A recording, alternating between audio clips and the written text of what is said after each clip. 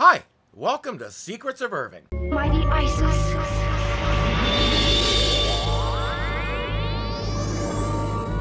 Today is the science fair. We're looking in on one of the entries. Mr. Mason? Hi, Cindy. Hi. Hi, Fred. Tell me, how's our favorite radio ham? Not ham, Mr. Mason. We're amateur radio operators. Fred has a chip on his shoulder. We can see that right away. And not because he jumped Mr. Mason, but because he's wrong. Since the earliest days, amateur radio operators have called themselves hams. It's a title they wear proudly. To put it in a little historical context, this episode aired right around the height of the CB craze. If you don't know about that, one song set it off. We is heading for Bear on I-10, about a mile out of Shaky Town. I says, Pigpen, this here's a rubber duck, and I'm about to put the hammer down. C.W. McCall turned the whole country on to Citizens Band radio. Suddenly, the average person realized truckers had been using these things since the horse and buggy days, and everybody wanted one. If you were on a road trip, you had an easy way to talk to the rest of your caravan. You could talk to friends across town and more than one at a time, unlike the phone. It exploded so badly that within a few years, 23 channels weren't enough to hold everybody, and soon the band expanded to 40 channels. Anybody could get a CB radio and start using it right away.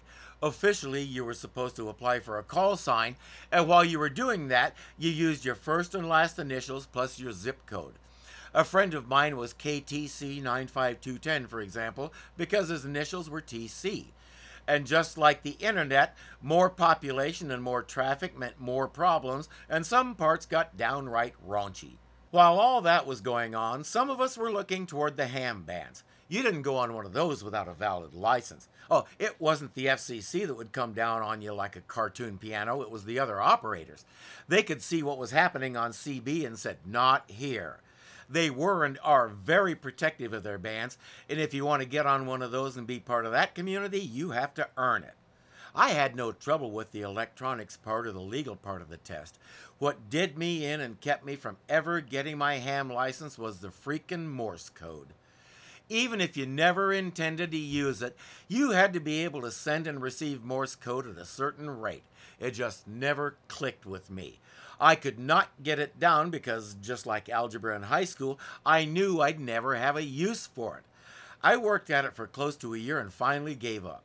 Let's let Fred show me what I missed. If you will listen through this, you should receive me loud and clear.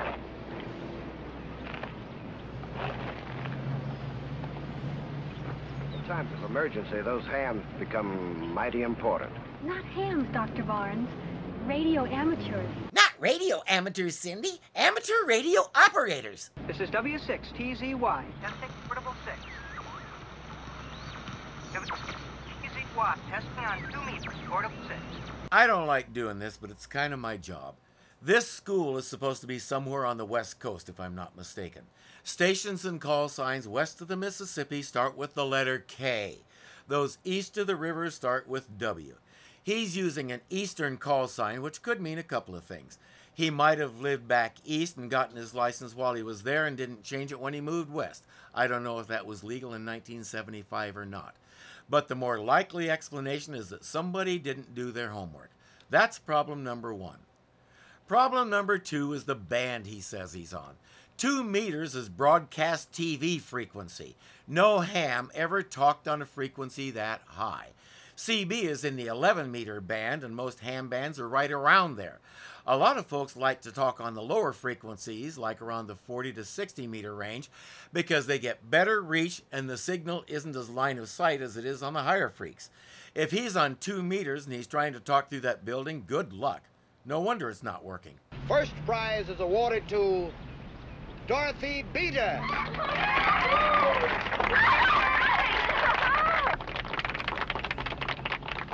The runners-up are Irv Kaplan and Fred Whiting.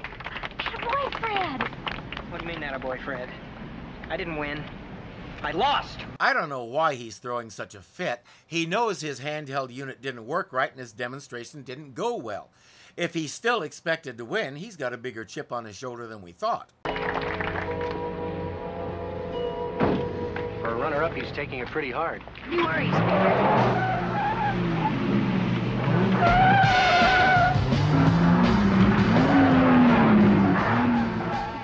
my car.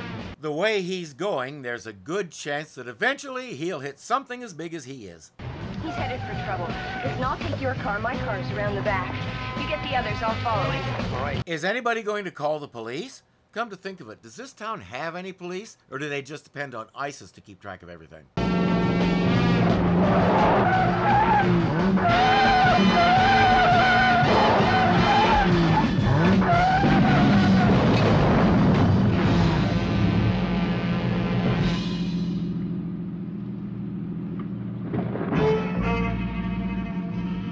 Andrea comes along and pulls off at the exact spot where Fred went off because she saw the tire tracks and had a hunch.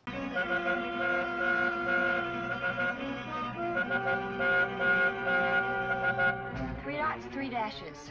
Somebody's sending an SOS. No, 3 dots and 3 dashes would be SO. He's calling for his girlfriend. Almighty ISIS.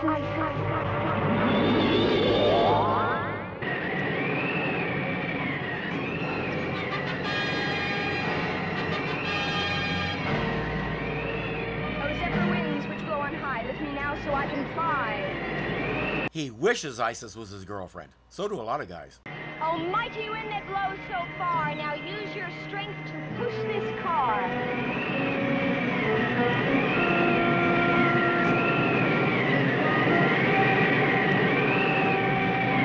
The wind was loud enough that she couldn't hear Fred screaming, "My hair!"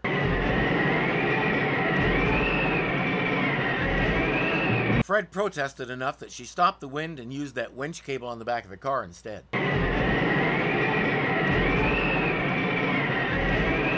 Through cooperation of wind and winch, they get him to the top where he's out of danger. I sure am grateful to you, Isis. I was driving too fast, way too fast. Not thinking about what I was doing. What were you thinking of? About being a loser? You know, not winning doesn't mean you're a loser. In my book, it does. You're reading the wrong book. She can find you a much better one. I'm afraid I broke a few parts in that slide. Yeah. I'll make my way up the hill and start walking back to town. Thanks. Thanks for saving me. She's just going to stand there and stare at you and make you uncomfortable while you think about what you just said. Everybody converges up on the road, including Andrea. Rick, why don't I take Fred and Dorothy with me? You and Cindy can arrange for his car. Okay. Cindy, let's you and me find a phone booth. On the way back to town, Dorothy comments that there's not much to see out here. Andrea says, au contraire, there's lots of good stuff, including an old ghost town. A ghost town? Oh, Miss Thomas, could we go by there? I don't know. There have been a few stories about some very strange things happening out there. Weird noises, things moving by themselves. Some claim they've seen ghosts. Now, I'm sure you don't believe in ghosts, Miss Thomas. Her alter ego is a 3,000-year-old Egyptian goddess. You might be surprised what she believes in. We interrupt our program for this bulletin. The Larkspur police have reported another warehouse robbery. A blue panel truck was seen leaving the area. Witnesses reported that the rear license plate was missing. The public is asked to call the police if a vehicle answering this description is seen. I wonder if that'll have anything to do with our story. Hey, I think we got company. Who said that? There's nobody there. Egad, there really are ghosts. No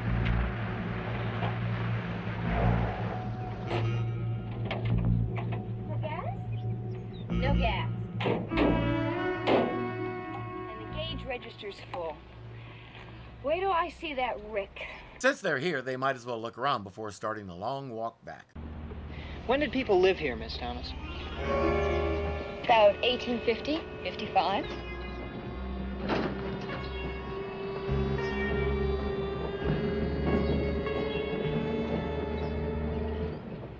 If Fred is the radio and electronics geek he's supposed to be, he should be looking at that thing with a magnifying glass, trying to find antennas, circuits, servo motors, and all the rest. Instead, they all engage in a little bravado and keep going.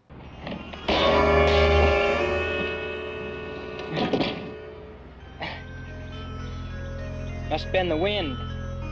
There isn't any wind. You two wait here. Incidentally, if Dorothy looks familiar, you may be a fan of Cartertopia. That's Gloria, the aspiring actress who got tangled up with Nazis in the episode Wonder Woman in Hollywood. Part of her sentence for collaboration was going back to high school.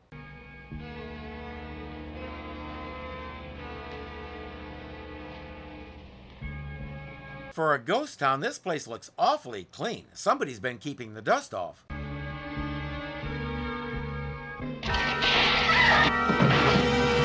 And that looks an awful lot like a booby trap, since that step was painted a different color and pattern than the others. Somebody doesn't want you here. She says it's time to get out of here, but there's a problem. You may notice something's missing from her wardrobe, something important, but it's about to get worse. Miss Thomas?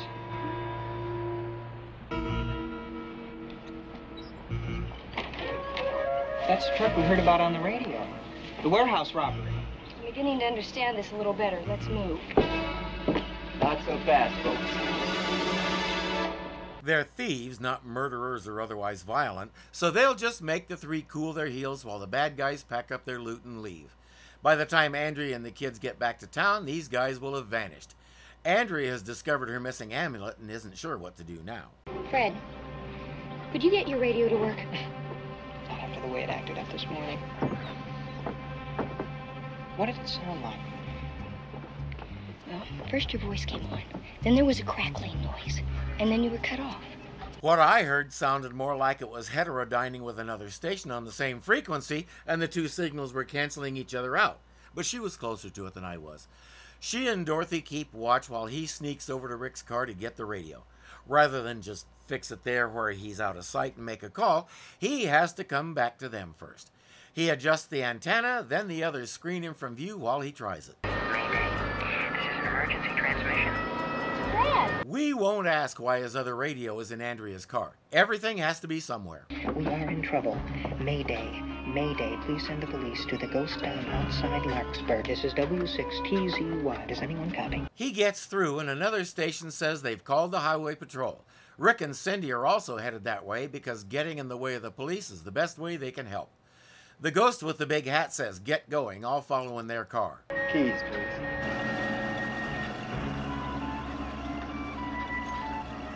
You are free to start walking whenever you want. Let's go.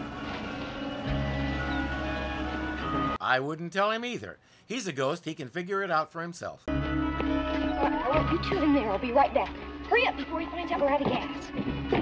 While Casper the unshaven ghost is finding out the car won't start, Andrea has found her amulet.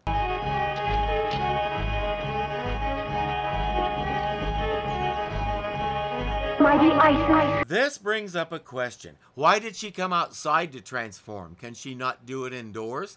I'm serious about this one. Is there any lore surrounding the show that says she has to be outside to change to Isis? Because when I saw this the first time, it occurred to me, we've never seen her transform inside a building or a room. If you know anything about this, please share in the comments. I really want to know. And I imagine I'm not the only one. At least not anymore.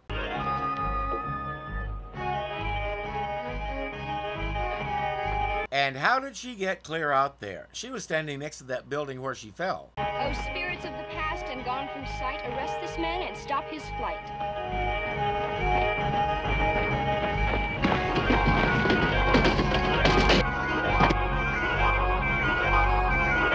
I like the way the roof came down from heaven.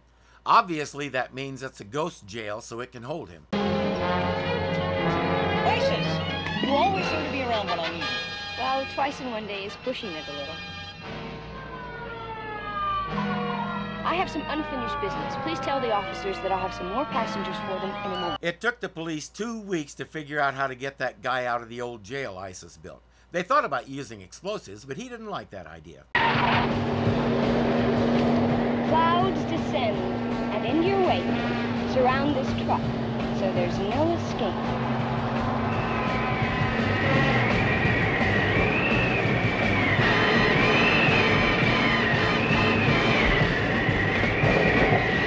What's the difference between those guys and a sailor without a ship? A sailor without a ship can't go to sea. Those guys can't see to go. Isis, am I glad to see you. Thank you, Rick, but I do wish you'd have your gas gauge checked. A gas gauge? Oh, what's she talking about? They locate Andrea and tell her all about it. I just don't understand what's going on around here. Fred, I'd really like you to have the trophy that I won. Well, Thanks, Dorothy. But you did win. You know, it's funny, though. I don't feel much like a loser anymore. I guess when you feel good about yourself, it's a lot easier to handle losing. Helping take down a major burglary ring can make you feel better about yourself. So can fixing your radio when it's on the fritz. Let's go home. In my car. Your car? Did something happen to my car? No, but you really ought to have your gas gauge fixed. My gas gauge? That's the same thing that Isis said. How did... No. I think I've been out in the sun too long. She's doing everything except hand him a business card that says Andrea Thomas, school teacher and part-time Egyptian goddess Isis. That wink says, I like the business card idea. Maybe I'll try that next. Then again, if he didn't put it together with the gas gauge comments, he'd probably decide she has a second job where she dresses up like Isis and delivers singing telegrams or something. I'll see you next time on Secrets of Irving. We're gonna have a yob knock stretching across this town. A perfectly legal yob knock, so everybody back 'em down. Yob knock!